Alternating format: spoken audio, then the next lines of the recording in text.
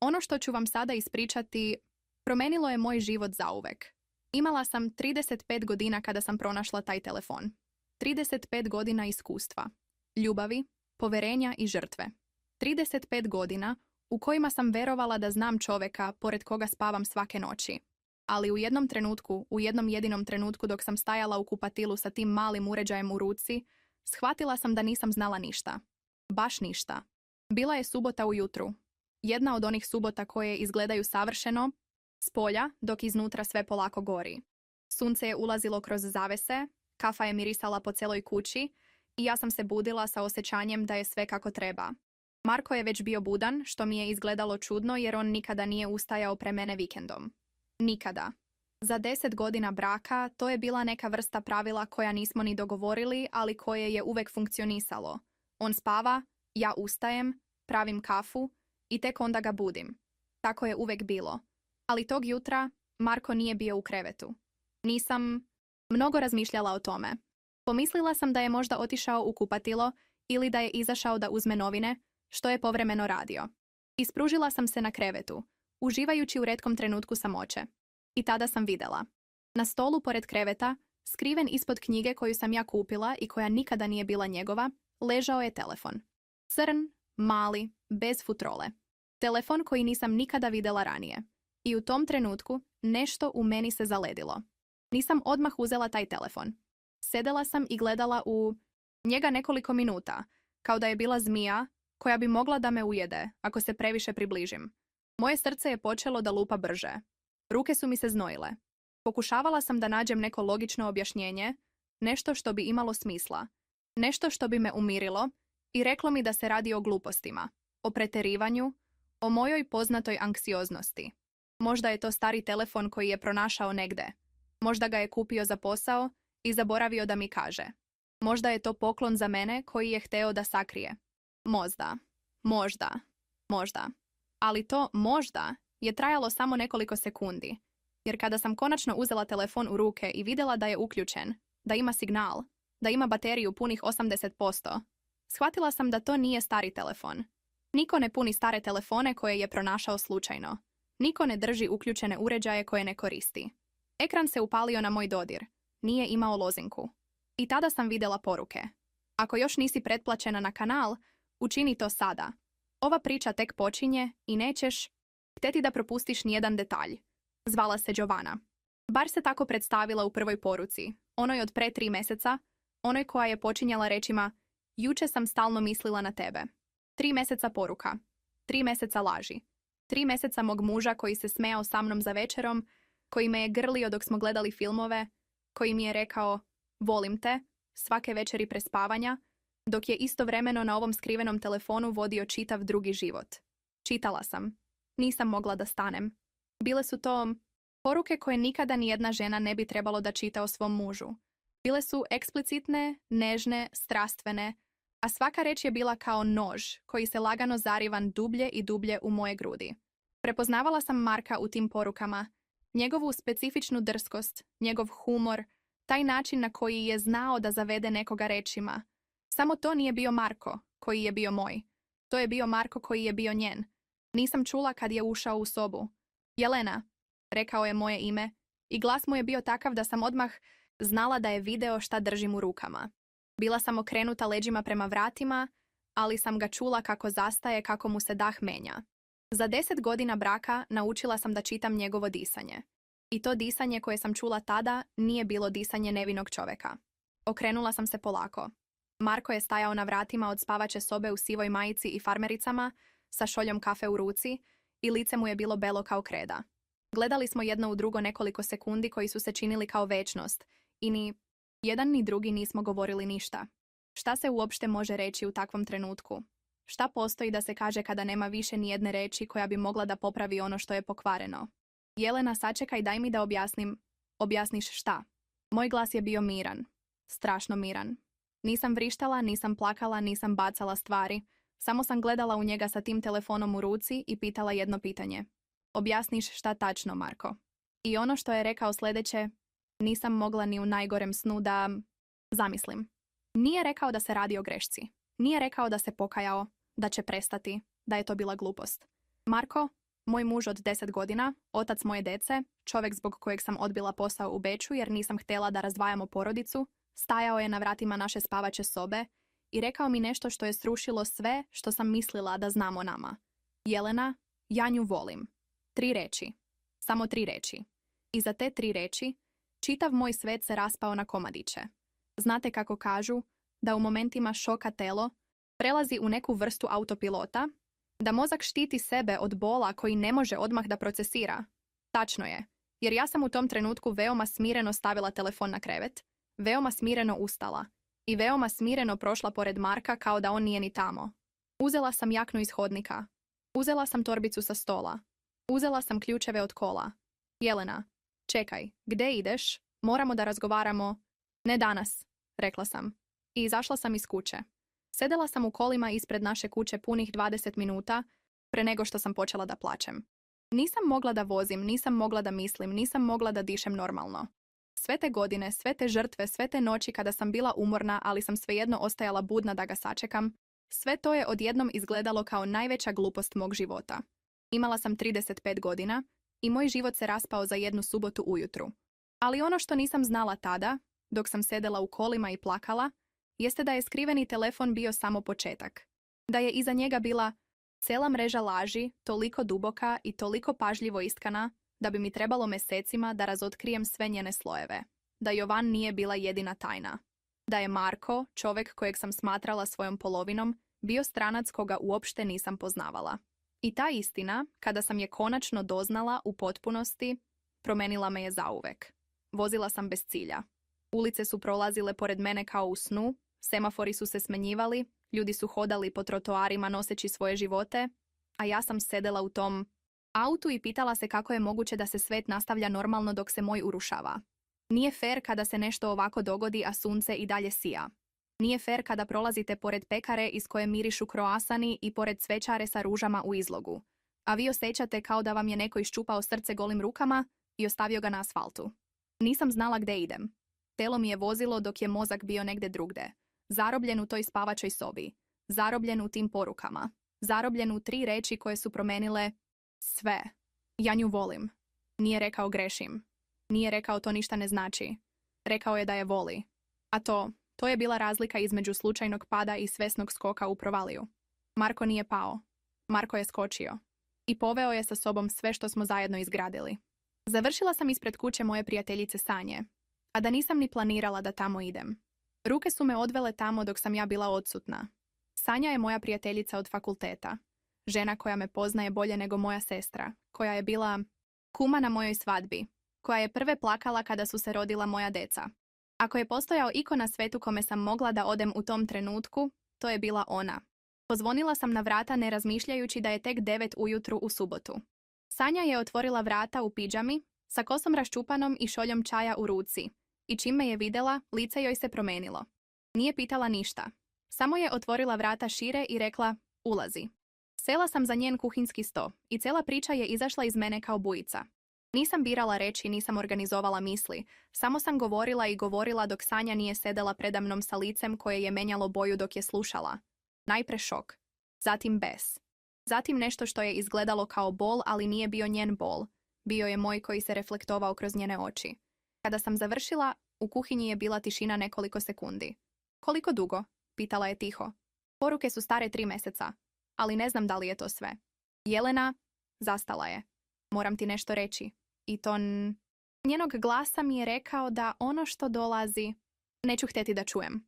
Sanja je ustala, odložila šolju čaja i okrenula se prema prozoru. To je bio loš znak. Sanja nikada nije okretala leđa kada je trebalo da kaže nešto teško.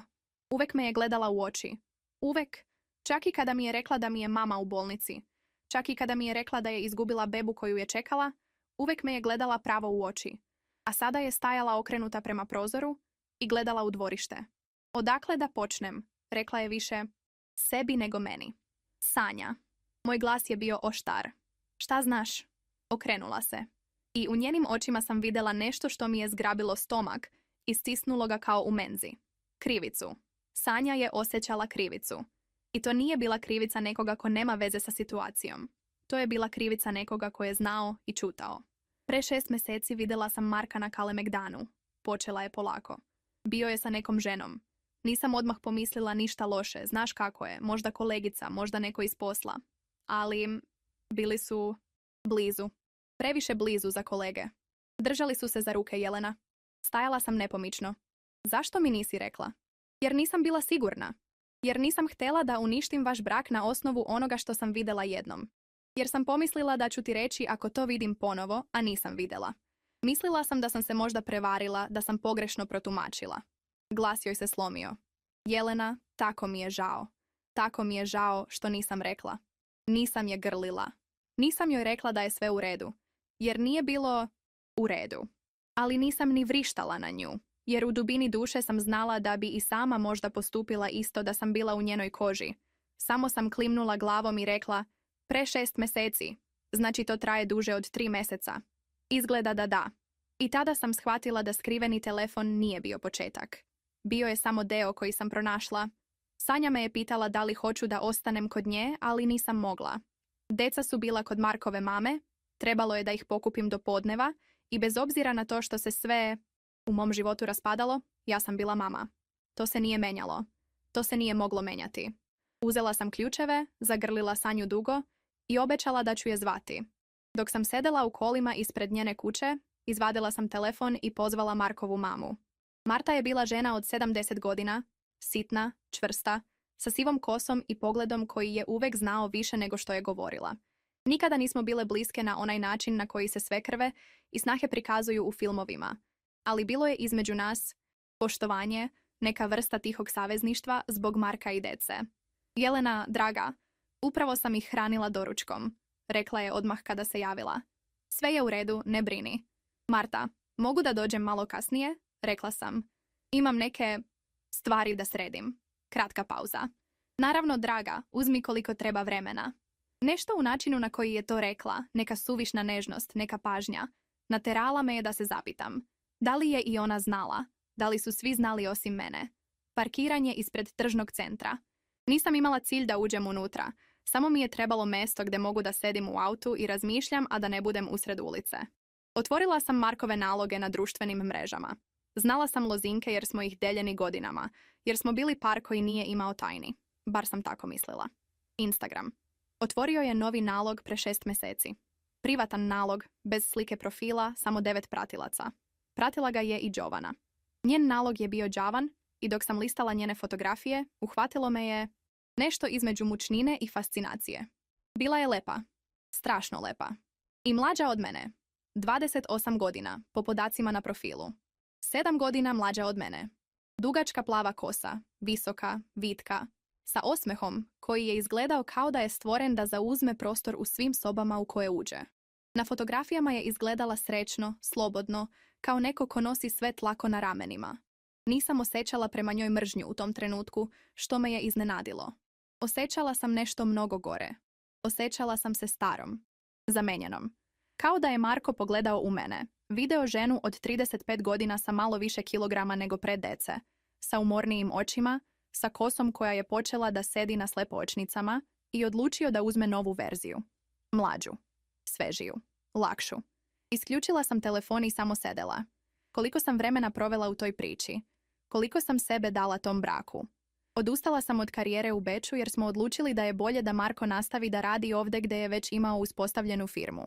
Rodila sam 2 dece i prve 3 godine svako od mene je uzimalo komadiće dok nisam ostala bez sebe i onda sam počela da skupljam te komadiće i gradim novu sebe, sporije, teže, ali skupljala sam. Propuštala sam izlaske, propuštala sam prilike, ostajala sam kod kuće dok je Marko išao na poslovne ručkove i večere. Koliko je od tih večera bilo s Jovanom? I tada me je udario pravi strah. Onaj koji dolazi kada tišina postane preglasna. Nisam se bojala razvoda. To me je iznenadilo, jer sam mislila da ću se bojati. Ali razvod nije bio ono što me je plašilo. Ono što me je plašilo bila su deca. Mija, koja ima 8 godina i koja obožava svog tatu, koja trči ka njemu svaki put kada on uđe na vrata. Luka, koji ima 6 i koji već ima Markov hod, Markov osmeh, Markovu naviku da mrda palcem kad razmišlja. Šta ću im reći? Kako se objašnjava deci da tata više neće biti tu? Kako se objašnjava da ljubav nije uvek zauvek, kada si im celog života govorio da jeste? Pozvala sam Marka. Javilo se posle drugog zvonjenja, što mi je reklo da je sedeo i čekao poziv, što mi je reklo da ni on nije bio miran koliko god je pokušavao da se prikaže smirenijim od mene jutros. Jelena, hoću da se vidimo. Bez dece. Večeras, kada ih odnesem nazad kod tvoje mame. Dobro, rekao je tiho. I hoću istinu, Marko. Celu istinu. Ne 3 meseca, ne 6 meseci. Hoću sve. Kratka tišina. Dobro, ponovio je. I u tom jednom slovu, u toj kratkoj pauzi pre njega, shvatila sam da je istina koja me čeka bila mnogo veća nego što sam mislila. Jer kada neko pristane previše lako na celu istinu, to znači da je ta istina već bila toliko velika da je tereta ne može dalje nositi sam. Otišla sam da pokupim decu. Mija me je dočekala trčeći, skočila mi je u zagrljaj i stegla me za vrat na onaj način koji mi je uvek uzimao dah od sreće. I ja sam je držala malo duže nego obično. Luka je bila zauzet igračkama i samo je podigao ruku u pozdrav, ne odvajajući oči od kockica. I ja sam se nasmejala jer je to bilo tako tipično Luka. Marta me je gledala dok sam skupljala decu i njihove stvari i pre nego što smo izašle, uhvatila me je za ruku. Jelena. Samo moje ime. Ali način na koji ga je izgovorila. Marta, ne sada, rekla sam tiho. Klimnula je glavom. I pustila je moju ruku. Provela sam popodne sa decom na igralištu, gledajući ih kako se penju i skaču i smeju, i bila sam tu telom, ali ne i mislima. Moja glava je bila negde između onog jutarnjeg trenutka u spavačoj sobi i večernjeg razgovora koji me je čekao. Mija mi je jednom rekla, mama, gledaš u neku tačku? I ja sam se nasmejala i rekla, samo razmišljam, zlato. I ona je prihvatila to, jer su deca jednostavna. Jer deca još uvek veruju da mama uvek ima odgovor. Kada sam ih uveče odvela nazad kod bake, Mija se okrenula na vratima i rekla, mama, zašto tata nije bio s nama danas? Tata je imao posao, zlato. Subotom? Ponekad da. Pogledala me je sa onim pogledom koji deca imaju kada znaju da nešto nije u redu, ali ne znaju tačno šta. Taj pogled me je zgrabio za srce jače od svega što sam toga dana osjetila. Laku noć, mama. Laku noć, zlato. Mama te voli. Više od svega na svetu. Više od svake laži koja me čeka. Više od svakog bola koji još uvek dolazi.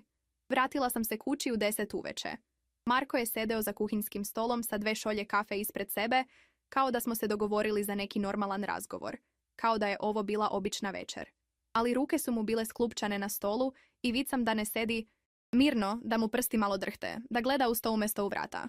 Sela sam nasuprot njemu. Uzela sam šolju kafe, ali je nisam pila. Počni od početka, rekla sam. I Marko je počeo. I svaka rečenica koja je izlazila iz njegovih usta rušila je po jedan zid od svega što sam smatrala istinom. Nije bilo 3 meseca. Nije bilo ni godinu dana. Giovanna je ušla u njegov život pre 2 godine i po. 2 godine i po moga braka bila su laž. 2,5 godine večera sa kolegama, kasnih povrataka kući, poslovnih putovanja za koja se ispostavilo da su bila napola istina jer je ona putovala s njim. 2,5 godine Marko je vodio 2 paralelna života i bio je toliko dobar u tome da ja nisam ni jednom posumnjala. Nisam ga prekidala. Samo sam slušala. Rekao je da je Giovanna upoznao na konferenciji. Da je bila impresivna, pametna, drugačija. Da je sve počelo kao razgovor, pa kao kafa, pa kao nešto što nije planirao, ali se dogodilo. Koristio je sve te klišeje koje koriste muškarci koji varaju, sve te rečenice koje zvuče kao da su naučene iz knjige kako se objašnjava prevara. Nije planirao. Dogodilo se. Pokušavao je da prekine. Da li si pokušavao da prekineš? Pitala sam. Zastao je. Jelena, da ili ne, Marko? Ne, rekao je tiho. Nisam pokušavao da prekinem. Lagao sam sebe da jesam, ali nisam. To je bila jedina iskrena stvar koju je te večeri rekao bez da ga pitam direktno. I šta sad? Rekla sam. Podigao je pogled prema meni. I u njegovim očima sam videla nešto za šta nisam bila spremna. Nisam videla kajanje. Nisam videla molbu za opraštanjem. Videla sam neku vrstu olakšanja. Kao da je tajna koja ga je pritiskala konačno izašla napolje i on sada može da diše. Jelena, ja tebe poštujem. Uvek ću te poštovati. Ali ja ne mogu da se pretvaram da se ništa nije desilo. Ne mogu da se vratim tamo gde smo bili. U toj rečenici razvod nije bio neizbežan. Bio je već gotov. Ustala sam od stola. Nisam vrištala. Nisam plakala. Bila sam mirna na onaj hladni, stakleni način koji dolazi kada bol postane toliki da ga telo više ne može da obradi i samo ga pretvori u tišinu. Daću ti do sutra da se spakovaš, rekla sam. Posle toga hoću da razgovaramo samo o deci i o tome šta ide dalje. Sve ostalo je završeno. Jelena, završeno je, Marko. Otišla sam u spavaću sobu, zaključala vrata i sela na podnaslonjena na krevet. I tada sam plakala. Plakala sam tiho, dugo, sa kolenima privučenim uz grudi, kao što plačeš kada nema više snage, ni za vriku ni za dramatiku, samo za tihe, iscrpljujuće suze koje dolaze iz najdubljeg dela tebe. Plakala sam za brakom koji se završio. Za ženom koja sam bila pre nego što sam postala ono što jesam. Za Mijom koja će pitati zašto tata ne dolazi. Za Lukom koji neće razumeti. Za sebi od 25 godina koja se udavala puna nade i vere da ljubav znači sigurnost. Ali negde u toj tišini, negde u toj tamnoj noći, počelo je da se rađa nešto drugo. Nije bila sreća. Nije bila snaga. Bila je odluka. Odluka da ono što dolazi posle neće me slomiti. Neće me definisati. Neće biti kraj moje priče. Bio je kraj jednog poglavlja. I ja sam na podu spavaće sobe, sa suzama na licu i srcem na komadiće, okrenula stranicu. Nisam spavala te noći. Ležala sam na krevetu koji je odjednom bio prevelik, gledala u plafon i slušala zvukove kuće. Čula sam Marka kako hoda po hodniku, kako otvara frižider, kako seda u dnevnoj sobi. Čula sam kako pali televizor pa ga gasi posle 5 minuta. Čula sam kako i on ne spava, kako i on hoda kroz tu istu tišinu, ali sa druge strane zatvorenih vrata. Bila je to prva noć posle 10 godina kada smo bili u istoj kući, a bili smo potpuno sami. U 4 ujutru sam ustala. Otišla sam u kuhinju, napravila kafu i sela za sto. Izvadila sam svesku koju sam davno kupila, a nikada počela da koristim. Jednu od onih lepih, sa tvrdim koricama i praznim stranicama, koje uvek kupujemo sa najboljim namerama. Uzela sam olovku i počela da pišem. Nije bio dnevnik. Nije bila lista. Bila je samo reka reči koja je izlazila iz mene, sve ono što nije moglo da izađe glasom, sve ono što mi je sedelo u grlu od juče ujutru. Pisala sam o Marku, o Jovani, o Sanjinom licu kada mi je rekla da ih je videla, o Martinoj ruci koja me je uhvatila pre nego što sam izašla sa decom. Pisala sam o Mi i Luki i o tome kako ću im reći. Pisala sam o sebi od 25 godina, o venčanici, o prvom plesu, o tome kako sam plakala od sreće, a Marko je stajao preda mnom i gledao me kao da sam ceo svet. Pitala sam se da li je ikada stvarno tako osjećao. Ili je i tada već znao da će jednog dana sesti za ovaj isti kuhinski sto i reći mi da voli nekoga drugog. Kada se Marko pojavio u kuhinji u 6 ujutru, pronašao me je sa šoljom hladne kafe i punom svescom. Pogledao me je, video svesku i nije ništa pitao. Samo je uzeo jaknu sa vešalice. Idem da se vidim sa mamom, rekao je. Da joj kažem, da joj objasnim situaciju. Dobro, rekla sam. Podižući pogled. Jelena zastao je na vratima. Znam da sada ovo ne znači ništa, ali žao mi je. Stvarno mi je žao. Podigla sam pogled prema njemu. Gledala sam u čoveka sa kojim sam provela 10 godina. Čoveka čije sam navike znala napamet, čije sam snove čula, čija sam deca rodila. I u tom trenutku sam videla stranca. Zatvori vrata kad izađeš, rekla sam. I to je bila posljednja nežna stvar koju sam mu rekla dugo vremena. Sljedećih nekoliko dana su prošli u nekoj vrsti magle. Marko se vratio, uzeo svoje stvari i otišao da živi privremeno kod prijatelja. Nismo rekli deci odmah. Dogovorili smo se da sačekamo nekoliko dana, da smislimo kako, da budemo jedinstveni bar u tome, čak i ako nismo ni u čemu drugom. Deca su pitala. Naravno da su pitala. Mija je bila ta koja je rekla direktno, onako kako samo 8-godišnjaci mogu. Mama, zašto tata ne spava više ovde? Sela sam sa njom na krevet i uzela joj ruke u svoje. Luka je bio pored nje, manji, zbunjeniji, sa onim pogledom koji nije razumeo, ali je osjećao da nešto nije u redu. Mama i tata imaju neke odrasle probleme koje moraju da reše, rekla sam. I dok ih rešavaju, tata će živjeti na drugom mestu. Ali tata vas voli jednako. I mama vas voli jednako. I to se nikada neće promeniti. Mija me je gledala ozbiljno. Duže nego što bi trebalo da gleda jedno dete. Zatim je rekla, da li ćete se razvesti? Nisam lagala. Nisam mogla da je gledam u oči i lažem. Možda zlato. Ali bez obzira na to šta se dogodi između mame i tate, vi ste uvek naša deca i mi ćemo uvek biti tu za vas. Luka je počeo da plače. Nije ni razumeo potpuno šta se dešava, ali je video da plačem i to mu je bilo dovoljno. Zagrlila sam ih oba, sedela sa njima na krevetu i plakala sa njima I to je bilo možda najteže što sam u životu uradila. Biti stena svojoj deci dok se sama rusiš iznutra. Ali majke ne biraju kada će biti jake. One jednostavno budu. Ako još uvijek nisi pretplaćena na kanal, učini to sada. Najteži dio ove priče tek počinje. Posao me je spasao. Zvuči čudno, ali je istina.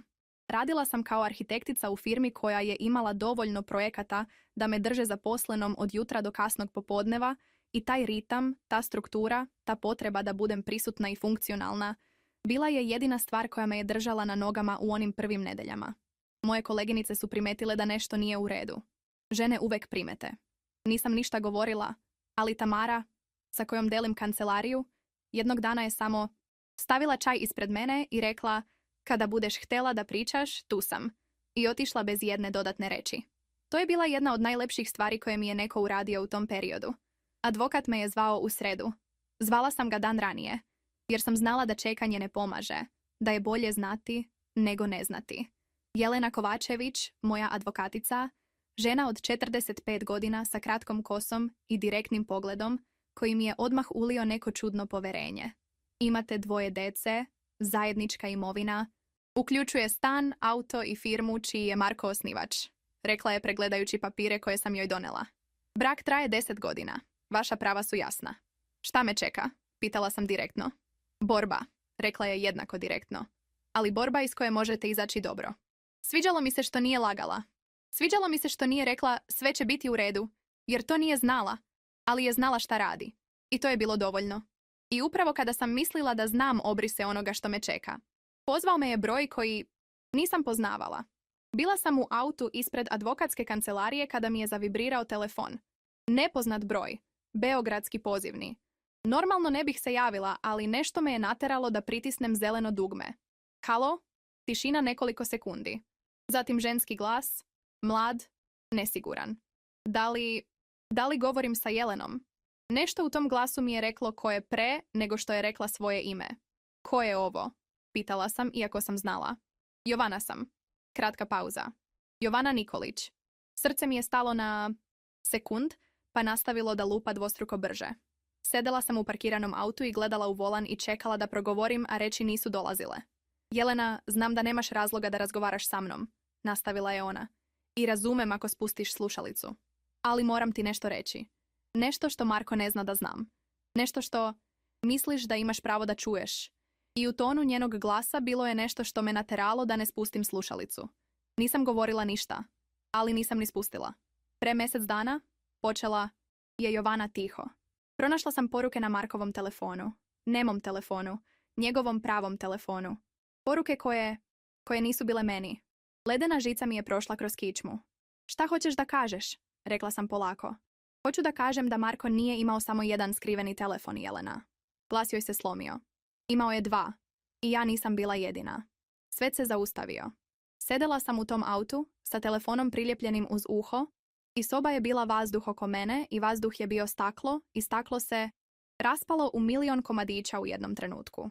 Nisam bila samo prevarena žena čiji muž ima drugu. Bila sam jedna od nekoliko. Marko nije bio čovjek koji je upao u ljubavnu vezu. Marko je bio nešto sasvim drugo. Nešto za šta još nisam imala pravu reč. Kako znaš? Uspela sam da kažem. Jer je i meni rekao da me voli, rekla je Jovana. I u njenom glasu nisam čula pobednicu. Čula sam drugu žrtvu. I jer sam pronašla 3. telefon. 3 telefona. 3 žene. 3 paralelna života. Koliko vremena sam sedela u tom autu posle poziva, nisam znala. Vreme je prestalo da postoji onako kako ga normalno doživljavamo, u minutima i satima, i pretvorilo se u nešto gušće, teže, bezoblično. Gledala sam kroz vetrobransko staklo u ulicu ispred sebe i videla sam ljude koji prolaze i pitala sam se da li iko od njih nosi ovakvu težinu. Da li iza svakog od tih normalnih lica postoji priča koja bi uzdrmala sve što neko smatra sigurnim. Jovana mi je rekla da se mogu naći. Nisam odmah pristala. Rekla sam da moram da razmislim i prekinula poziv. Trebalo mi je 30 minuta sedenja u tom parkiranom autu da donesem odluku. Pozvala sam je nazad. Gde možemo da se nađemo? Pitala sam. Kafić u centru, neutralno mesto, 100 kraj prozora. Stigla sam prva i naručila mineralnu vodu, jer nisam bila sigurna da ću moći da progutam išta drugo. Bila sam tu 5 minuta pre dogovorenog vremena I koristila sam tih 5 minuta da pokušam da se pripremim za nešto za šta se ne možeš pripremiti. Jovana je ušla tačno u dogovoreno vreme. Bila je viša nego što sam zamišljala, sa plavo-sivim kaputom i kosom skupljenom u rep. Izgledala je umorno, što me je iznenadilo. Zamišljala sam je spokojnom, sigurnom, ali žena koja je sela nasuprot meni imala je podočnjake i ruke koje su lagano drhtale dok je skidala kaput. Gledale smo jedna drugu nekoliko sekundi u tišini. Nisam osjećala mržnju. Osjećala sam nešto što nisam očekivala ni u kom scenariju koji sam u glavi prolazila pre ovog susreta. Osjećala sam tugu. I za sebe. I začuđujuće za nju. Hvala ti što si došla, rekla je tiho. Šta znaš? Rekla sam direktno. Nisam imala energiju za uvode. Otvorila je torbu i izvadila telefon. Na ekranu su bile slike, snimci ekrana poruka. Dala mi je telefon i ja sam počela da čitam. I svako slovo koje sam pročitala rušilo je još jedan zid. Treća žena se zvala Kristina. Bila je iz Novog Sada, bila je udata, imala je 2 dece. Marko je znao za njenu porodicu. Ona je znala za Markovu. Imali su dogovor. Neku vrstu hladno izračunatog sporazuma o prevari koji je trajao 1,5 godine. Kristinin muž nije znao. Njena deca nisu znala. Jovana nije znala. Ja nisam znala. Samo je Marko znao sve. Kada si otkrila? Pitala sam Jovanu. 1 mjesec dana pre tebe. Konfrontirala sam ga i on mi je rekao da će prekinuti s njom. Nisam znala da to znači da će prekinuti i sa mnom tako što će ti biti uhvaćen. Gorki osmeh. Ispostavilo se da je ono što je rekao tebi. Da me voli bila reakcija na to da je video da mu sve počinje da se rasipa. Pokušao je da zadrži što može. Gledala sam u nju. Zašto si mi rekla? Pitala sam. Šta si imala od toga? Pogledala me je ravno u oči. Jer sam i ja zaslužila da znam istinu. I pomislila sam da i ti zaslužuješ. I Kristina. Zastala je. I jer ako postoje još neke o kojima ni mi ne znamo, one isto zaslužuju. I ta rečenica, ako postoje još neke, otvorila je ambis ispod mojih nogu. Naručile smo kafu. Sedele smo sat i po i razgovarale, 2 žene koje su delile čoveka, a da nisu znale jedna za drugu. I bio je to jedan od najapsurdnijih, najtužnijih, najčudnijih razgovora koje sam ikada vodila. Jovana mi je ispričala šta je znala o Kristini. Ispričala mi je o obrascima koje je primetila u Markovom ponašanju, o malim znakovima koje je ignorisala jer ih nije htjela vidjeti. Prepoznavala sam svaki od tih znakova. Svaki jedan. Kada smo se rastale ispred kafića, Jovana me je pogledala i rekla: Jelena, ne znam da li ćeš ikada moći da me oprostiš. I razumem ako ne možeš. Ali htjela sam da znaš da mi je žao. Iskreno. Nisam joj rekla da joj opraštam. Nisam bila tamo još. Ali nisam ni okrenula leđa bez reći. Hvala ti što si me pozvala, rekla sam. I otišla sam. Te večeri, kada su deca bila kod moje mame, sela sam u praznu kuću i pozvala Marka. Javio se posle jednog zvonjenja. Jelena? Razgovarala sam sa Jovanom danas, rekla sam mirno. I znam za Kristinu. I pitam se Marko koliko ih još ima. I ovog puta hoću pravi odgovor. Tišina na drugom kraju žice trajala je toliko dugo da sam pomislila da je isključio poziv. A onda je rekao nešto zbog čega mi se svet ponovo okrenuo naopako. 4, rekao je tiho. 1 reč. 1 broj. I u tom jednom broju bio je sio svet laži koji nisam znala da postoji. Šta? Moj glas je bio toliko tih da nisam bila sigurna da me čuo. 4 žene Jelena, uključujući Jovanu i Kristinu. Sedela sam na kauču u dnevnoj sobi i gledala u tepih. Naš tepih, onaj koji smo kupili zajedno pre 7 godina u radnji u centru, onaj oko kojeg smo se prepirali jer sam ja htela plavi, a on sivi, i na kraju smo uzeli tamnozeleni jer nijedan nije hteo da popusti, pa smo izabrali nešto treće. Taj tepih koji je bio dokaz da smo bili par koji pregovara, koji traži sredinu, koji gradi zajednički život iz kompromisa. Gledala sam u taj tepih i brojala niti u njemu dok me Markove reči nisu počele da tonu. 4. Koliko dugo? Pitala sam. Jelena, ne mislim da... Koliko dugo, Marko? Nije bilo pitanje. Bila je naredba. Čula sam kako uzima vazduh. Prva je bila pre 6 godina. 6 godina. 2 godine posle venčanja. 1 godinu dana pre nego što sam rodila Miju. Dok sam bila trudna sa našim prvim detetom, dok sam nosila njegovo dete u sebi i verovala da gradimo porodicu, Marko je već bio negde drugde. Sa nekim drugim. Nisam plakala. Bila sam izvan suza. Bila sam u nekom prostoru koji je bio s one strane plača, prostoru koji se dostiže samo kada bol postane toliki da ga telo proglasi vanrednim stanjem i isključi sve što nije neophodno za preživljavanje. Ime, rekla sam. Jelena, to nije ime, te prve. Duga pauza. Milica, bila je kolegica. Trajalo je nekoliko mjeseci. Završilo se pre nego što si ostala trudna. Nekoliko mjeseci. Pre trudnoće. Kao da je to trebalo da bude neka vrsta olakšanja, kao da je tajming trebalo da me umiri. Nisam bila umirena. A ostale dve? Osim Jovane i Kristine? Jelena, molim te. Ostale dve, Marko. Čula sam kako seda, kako skripi neka stolica na drugoj strani veze. Ana, pre 3 godine. Trajalo je 2 mjeseca. I Sandra, pre 1.5 godine. Kratko, samo nekoliko nedelja. I tada sam shvatila. Nije bilo grešaka. Nije bio pad. Bio je obrazac. Marko nije bio čovjek koji je upao u prevaru iz slabosti ili zbunjenosti ili nesreće u braku. Marko je bio čovjek koji je sistematski, svesno, godinama gradio paralelne živote. Sa svakom novom ženom. Sa svakim novim brojem u skrivenom telefonu. Sa svakom novom laži sazidanom na prethodnoj. Ja nisam bila žena kojoj je muž bio nevera. Ja sam bila žena čiji muž nije nikada zaista bio tu. Zašto? Pitala sam. I taj zašto nije bio zašto si prevario. Bio je zašto si se uopšte oženio. Zašto si napravio decu. Zašto si izgradio ovaj život ako si znao da nisi hteo da budeš u njemu. Marko je dugo čutao. Jer sam voleo tebe, rekao je na kraju. Na svoj način. Voleo sam naš život, naš dom, decu. Samo nisam bio sposoban da budem samo to. I ta rečenica bila je možda najokrutnija od svih koje sam te večeri čula. Jer je u njoj bilo zrno istine koje je sve ostalo učinilo još gorim. Spustila sam slušalicu bez pozdrava. Sedela sam u tišini prazne kuće i slušala kako sat na zidu otkucava. Tik, tak, tik, tak. Ravnomerno, hladno, bez osjećanja, baš onako kako su odlazili sati i dani i godine dok ja nisam znala ništa od ovoga. 6 godina laži. Uzela sam svesku. Onu istu, u kojoj sam pisala onu prvu noć. Otvorila sam na praznoj stranici i napisala samo jednu stvar. Ko sam ja bila ovih 10 godina? I nisam znala odgovor. Naredne jutro sam se probudila sa čudnim osjećanjem. Nije bila tuga. Nije bio bes.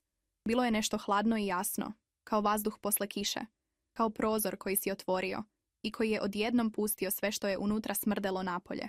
Bila je to jasnoća. Pozvala sam Jelenu, moju advokaticu, i rekla sam joj da imam nove informacije. Dogovorile smo se za popodne. Zatim sam pozvala svoju mamu i zamolila je da uzme decu na vikend. Mama nije pitala zašto, samo je rekla bit ću tamo za sat.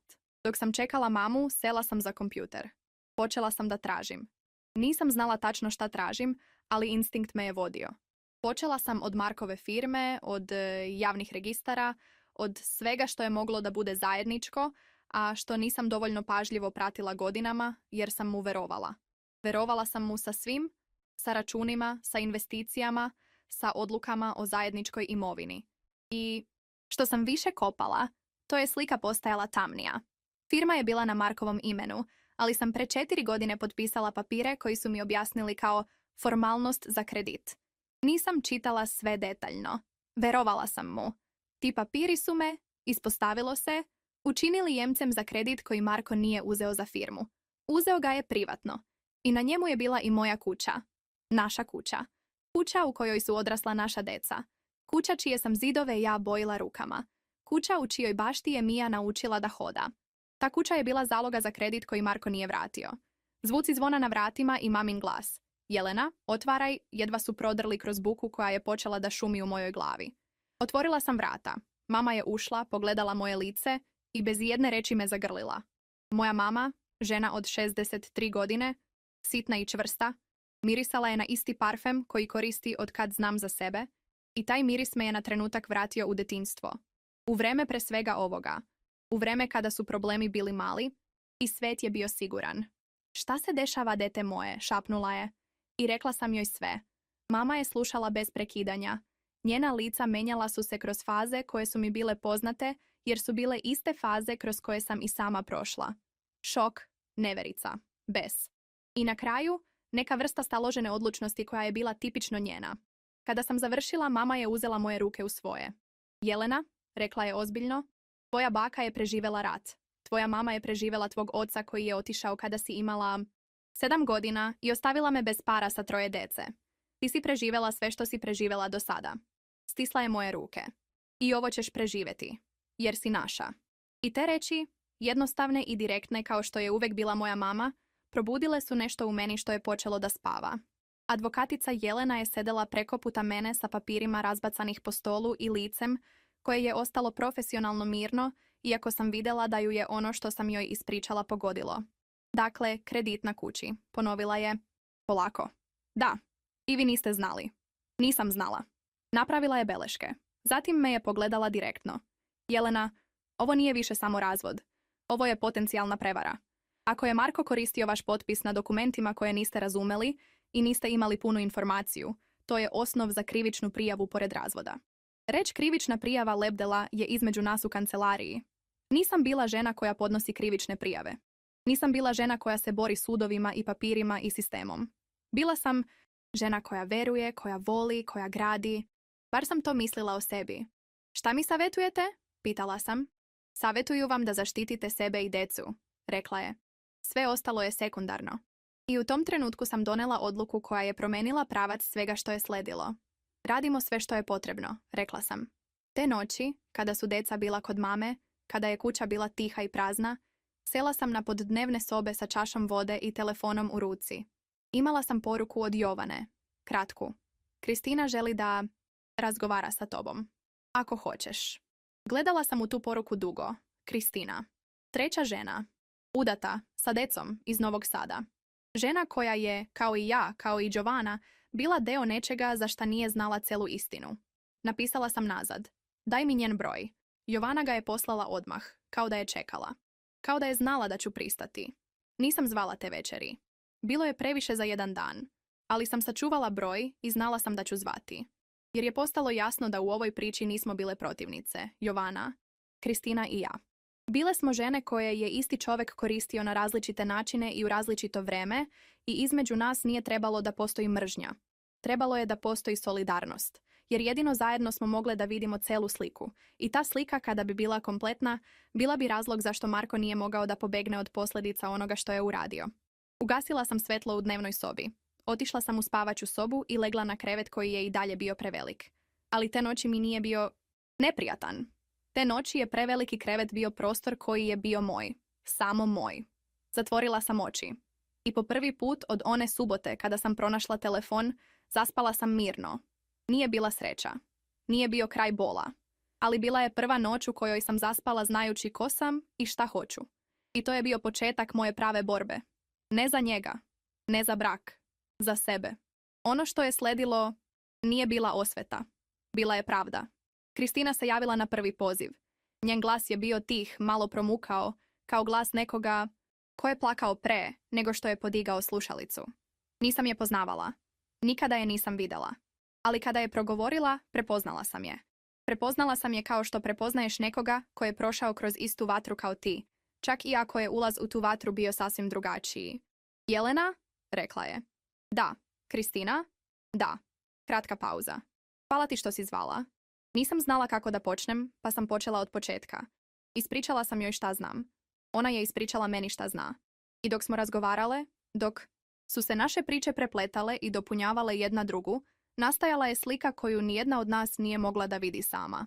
Kompletna, jasna, nemilosrdna slika čoveka koji je godinama žonglirao životima kao da su lopte, ubeđen da neće ispustiti ni jednu. Ispustio je sve. Moj muž ne zna, rekla je Kristina tiho. Ne znam da li treba da mu kažem. To je tvoja odluka, rekla sam. Ali ja bih htjela da znam, da sam na tvom mestu. Duga tišina. Da, rekla je na kraju. I ja bih htjela. Razgovarale smo skoro 2 sata. Kada smo završile, Kristina je rekla nešto što mi je ostalo u sećanju. Jelena, ti si jedina od nas koja je bila njegova žena. Ti si jedina koja je zaista imala pravo na njega. I najgore su ti uradili. Zastala je. Nadam se da ćeš dobiti sve što zaslužuješ. I te reči od žene koju nisam poznavala, a koja je razumela moju bol bolje od mnogih koji su me znali godinama, dale su mi snagu za ono što je dolazilo. Sudski proces je počeo 6 nedelja kasnije. Moja advokatica je bila besprekorna.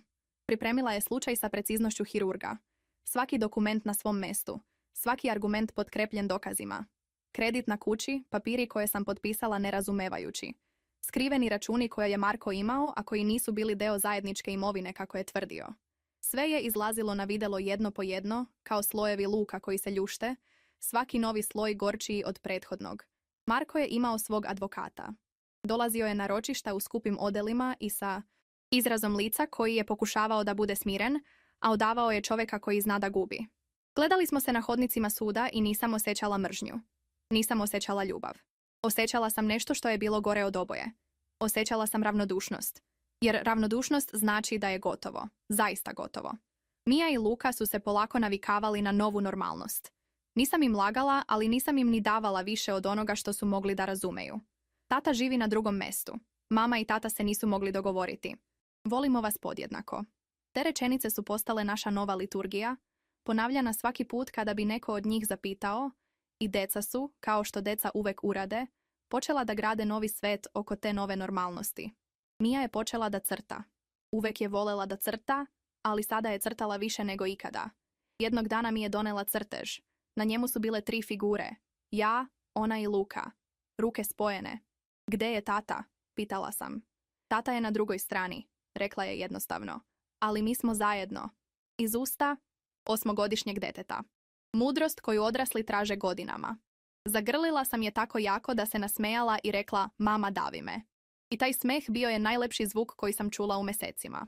Za sve koji pratite ovu priču, ako još niste pretplaćeni na kanal, učinite to sada i aktivirajte zvonce da ne propustite ni jednu priču. Presuda je stigla 4 meseca nakon što smo počeli. Dobila sam kuću. Dobila sam primarno starateljstvo nad decom. Dobila sam deo imovine koji mi je po zakonu pripadao. Sud je uzeo u obzir i kredit, i papire, i sve što je moja advokatica iznela, i Marko je dobio obavezu da reguliše dug koji je napravio koristeći moj potpis. Sedela sam u sudnici kada je sudija čitala odluku i nisam slavila. Nisam plakala od sreće. Samo sam sedela i slušala i osjećala kako nešto što je mesecima pritiskalo moja ramena polako sklizne dole i nestane. Nije bila pobjeda nad Markom. Bila je povratak sebi. Napolju, ispred zgrade suda, moja advokatica Jelena mi je pružila ruku. Čestitam, rekla je. Hvala vam, rekla sam. Za sve. Osmehla se, jedva, ali iskreno.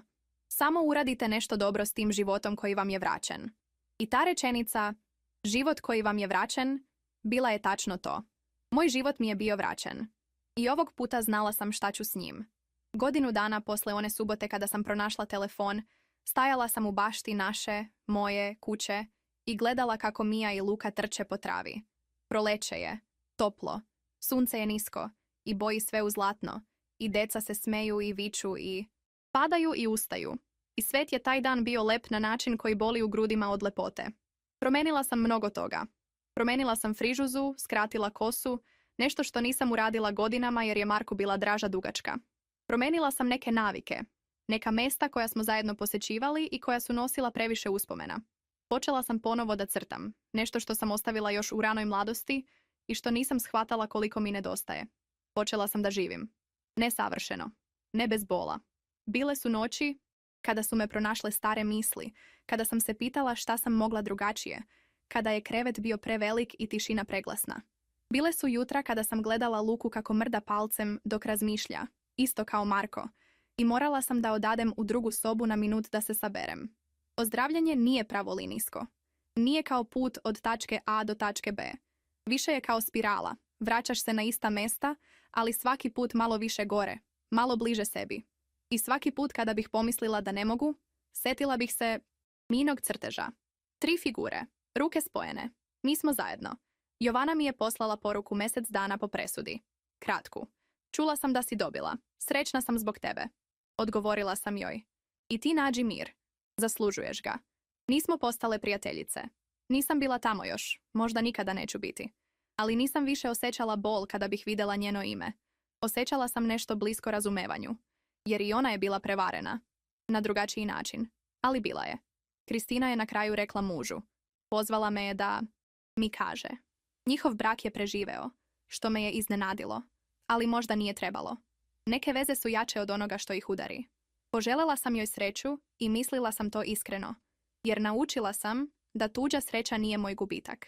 To je bila jedna od najvažnijih lekcija koje mi je ova godina donela. 36 godina.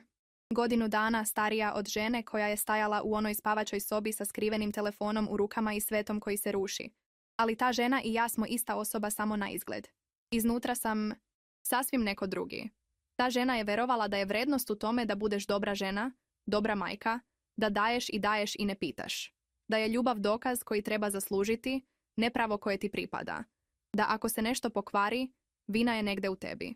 Ova žena, ona koja stoji u bašti i gleda svoju decu, zna drugačije. Znam da moja vrednost nije bila u braku. Nije bila u tome da li me je Marko voleo ili ne. Nije bila u tome koliko sam bila savršena žena, ili majka, ili partnerka. Moja vrednost je moja. Uvek je bila moja. Samo mi je trebalo da padne sve da bih to videla. I ako ti, koja slušaš ovu priču, nosiš nešto slično, nešto što te pritiska, nešto što ti govori da nisi dovoljno, hoću da znaš jedno. Jesi. Uvek si bila. Ponekad treba da padne sve što je lažno, da bi ostalo ono što je stvarno. I ono što ostane to si ti. Prava, cela, dovoljno snažna da počneš iznova. Mija je potrčala prema meni sa vencem od maslačaka u rukama. Mama, napravila sam ti krunu. Stavila mi je venac na glavu i Luka je trčao za njom i smejao se i ja sam kleknula u travu i zagrlila ih oba i mirisala na sunce i decu i proleće i novi početak. I u tom trenutku, sa vencem od maslačaka na glavi, na kolenijama u svojoj bašti, bila sam bogatija nego što sam ikada bila. Jer imala sam sve što je stvarno. Ako si stigla do kraja ove priče, ti si posebna. Pretplati se na kanal, lajkuj ovaj video, aktiviraj zvonce i podeli sa 3 žene koje trebaju da čuju ovo. Jer neke priče trebaju da se čuju. I neke žene trebaju da znaju da nisu same. Hvala ti što si bila tu. Do sljedeće priče.